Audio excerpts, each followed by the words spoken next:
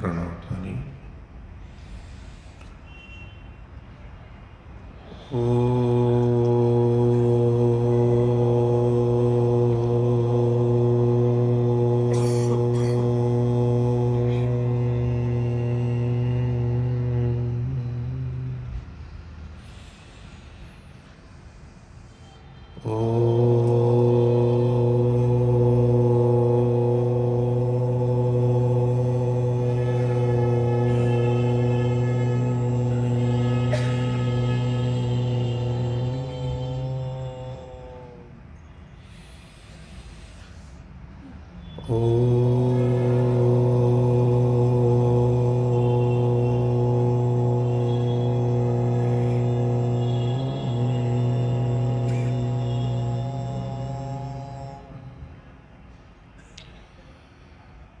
आंतरिक रूप से ईश्वर से जुड़े रहते हुए धीरे से नेत्रों को खोल सकते हैं।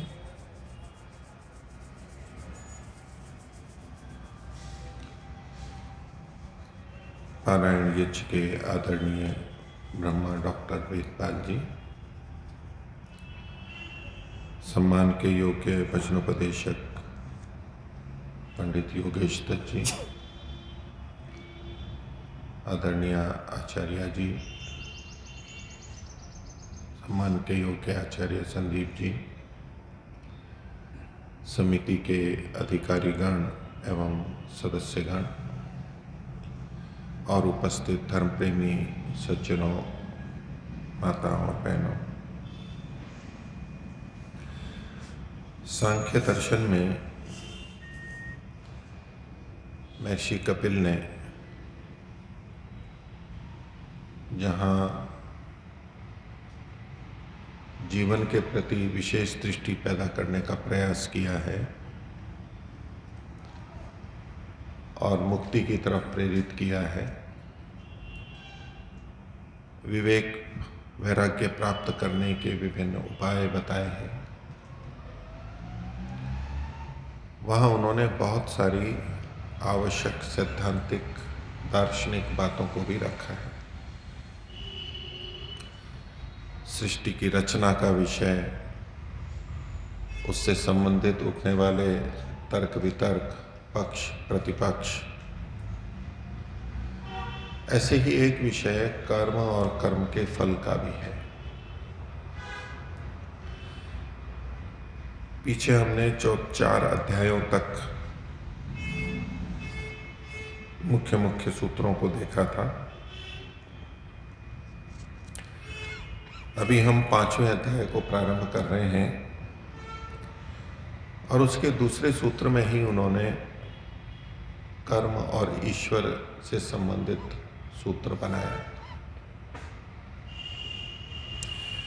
पहले सूत्र में वो कह रहे हैं कि हमें मंगल आचरण करना चाहिए, अच्छे काम करने चाहिए, हितकारी काम करने चाहिए।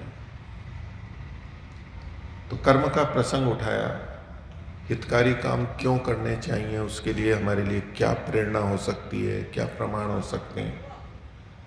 तो उन्होंने वहाँ 3 कारण बताए। शिष्टाचारात, अर्थात शिष्ट लोग, जो श्रेष्ठ लोग हैं, ऋषि मुनि, उनके आचरण को देख करके वो लोग भी ऐसे ही मंगल आचरण करते थे, इसलिए हमें भी करना चाहिए, महापुरुषों के अनुरूप अपने आचरण को लाना। तो एक हेतु दिया था शिष्टाचारात, दूसरा कहा था फल दर्शनात्, इन मंगल कर्मों के मंगलाचरण का फल भी देखा जाता है, केवल महापुरुषों को देख के ही नहीं करना, उसका फल भी होता है,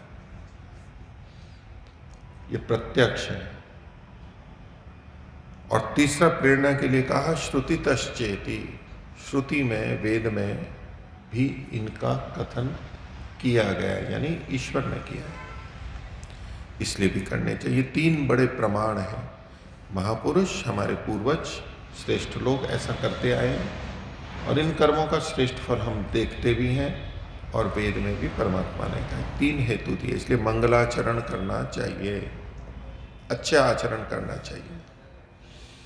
यह मंगलाचरण का वो अभिप्राय नहीं है कि जो कुछ हम मंत्र या शब्द का प्रारंभ में उच्चारण करते हैं कि ये मंगलाचरण है। मंगल आचरण, जीवन में अच्छे कार्यों को करना, वो मंगलाचरण है। तो इससे आगे ही दूसरे सूत्र में वो एक विशेष चर्चा कर रहे हैं कि हमें कर्मों का फल मिलता है, कर्म करते हैं, कर्मों का फल मिलता है। तो जो कर्मों का फल है किसके अधीन है? कर्मों का फल का आधार क्या है? किसके अधीन है ये कर्मों के फल? हम स्वयं ले लेते हैं या किसी अन्य से मिलते हैं, किसी व्यवस्था से मिलते हैं? कर्म किस पर निर्भर, कर्म का फल किस पर निर्भर करता है? तो धार्मिक क्षेत्र में भक्ति भाव रहता है और प्राय करके हम ईश्वर को इसमें बीच में लाते हैं और ईश्वर के आधार पर ही कर्म फल का मिलना स्वीकार करते हैं। और परमात्मा न्यायकारी है, हमें कर्मों का फल देता है, इसलिए उसके प्रति हम कृतज्ञता भी रखते हैं। तो ईश्वर को हम कर्म फल का आधार मानते हैं। तो अपनी जगह पर वो बात एक अंश में तो ठीक है, लेकिन धार्मिक आध्यात्मिक जन ईश्वर पर ही सब कुछ छोड़ने लग जाते हैं, क्योंकि फल कौन देता है? ईश्वर ही देता है। ईश्वर को प्रसन्न कर लो तो सब कुछ मिल जाएगा। ईश्वर मेरे से रुष्ट ना हो जाए, नाराज ना हो जाए, रुष्ट हो जाए तो प्रसन्न करूं, रुष्ट हो जाएगा तो फिर मुझे फल नहीं मिलेगा। ये एक प्रक्रिया चल पड़ती है और ये थोड़े बहुत व्यक्तियों में, थोड़े में नहीं, बहुतों में होती है। जो ईश्वर को मानते हैं, स्वीकार करते हैं, उसमें एक बहुत बड़ा वर्ग है, वो इसमें ईश्वर को मुख्य मानता है, ईश्वर पर ही निर्भर है, वो ही देने वाला है। जैसे आज अगर हमें न्याय चाहिए, न्यायालय में जाते हैं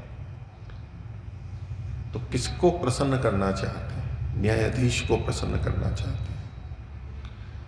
न्यायाधीश हमारे पक्ष में निर्णय दे दे, वो चाहे हम बचाव पक्ष वाले हों या हमारे पे आरोप, दोनों ही यही सोचते हैं कि न्यायाधीश हमारे अनुकूल हो जाएगा तो हमारे को फल हो जाएगा, और उसके लिए जिस भी रीति से वो प्रभावित करना चाहते हैं उसका प्रयास करते हैं, हो या ना हो, लेकिन ये प्रयास करते हैं। बस यही मानसिकता तो हमारी ईश्वर के साथ भी बनी रहती है। और चूंकि ये दर्शन तो विवेक के लिए है, तत्व ज्ञान के लिए है, इसलिए ये एकदम तत्व की बात बोलता है। महर्षि कपिल तत्व की बात बताते हैं। तो एक सूत्र है, दूसरा सूत्र 5वें अध्याय का, वो कहते हैं नेश्वराधिष्ठिते फल संपत्ति। ईश्वर के अधीन फलों की प्राप्ति नहीं है।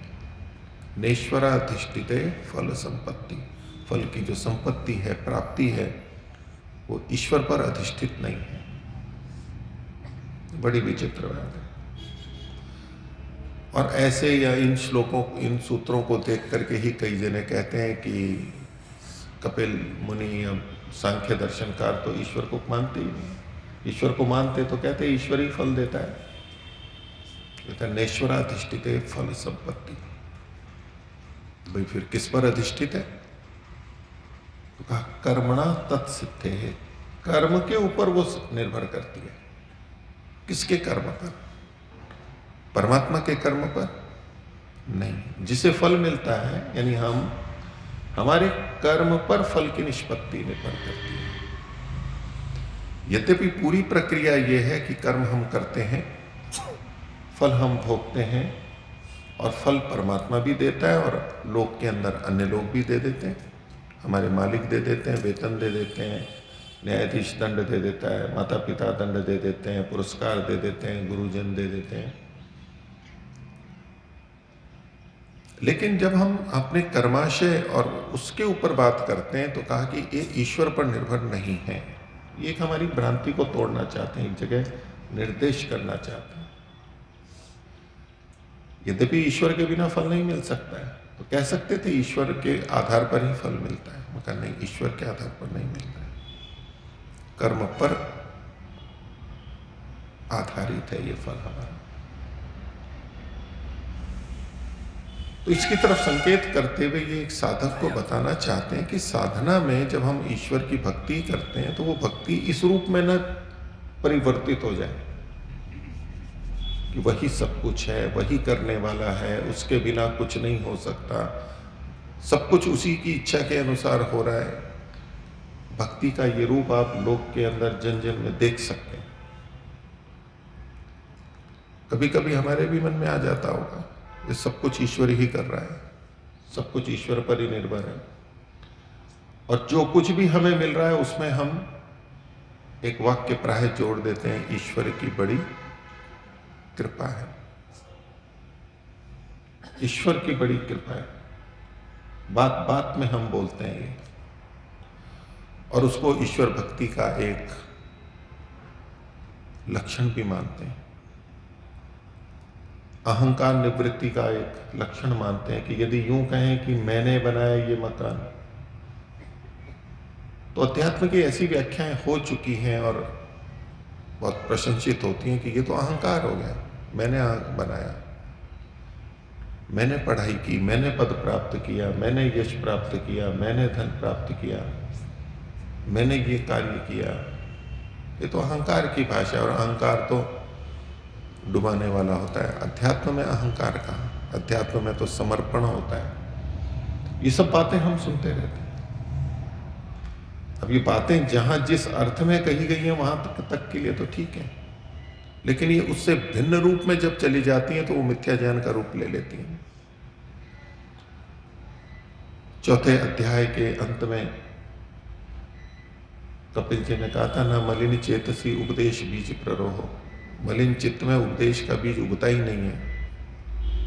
न आभास मात्रम अपनी मलिन दर्पणवत, मलिन दर्पण में उसका आभास जैसे कुछ नहीं होता, ऐसे कुछ नहीं होता। लेकिन यदि उत्पन्न भी होता है तो कुछ भिन्न रूप में उत्पन्न हो जाता है। ईश्वर की भक्ति भी अनेक बार भिन्न रूप में हमारे अंदर आ जाती है। हम इस रूप में देखते हैं कि वहां विवेक हम जैसे छोड़ देते हैं। उसकी तरफ ये संकेत कर रहे हैं कि यदि ये अविवेक है कि जो कुछ है वो परमात्मा ने, यथार्थ में परमात्मा का जितना सहयोग है वो अवश्य स्वीकार करें, लेकिन सब कुछ ईश्वर ही यदि कर रहा है, सब कुछ ईश्वर के ही अधीन है, तो फिर मेरे अधीन क्या है? फिर परमात्मा ने कर्म की स्वतंत्रता दे रखी, उसका मतलब क्या हुआ? और यदि सब कुछ वही दे रहा है तो मुझे करने की क्या आवश्यकता है? केवल मुझे उसे प्रसन्न करना है और कुछ भी नहीं करना है। तो साधक को हमेशा ये ध्यान रखना है कि जो फलों की प्राप्ति होती है, भले ही ईश्वर के माध्यम से हो रही है, कर्माशय के माध्यम से, प्रारब्ध से जो मिल रहा है, वो भी कर्म पर आधारित है, ईश्वर पर आधारित नहीं है। ये सब कह के महर्षि कपिल ईश्वर के शुद्ध स्वरूप और ईश्वर की शुद्ध भक्ति की तरफ प्रेरित कर रहे हैं। हम अतिशयोक्ति में परमात्मा को सब कुछ का आधार मान लें, जो कि वास्तविक नहीं है, तो वो बहुत बड़ी श्रद्धा या भक्ति नहीं कहलाएगी कि हमने तो सब कुछ ईश्वर को ही मान लिया है। नहीं, उसमें अविद्या अज्ञान है, तो वो बाधक बनेगा।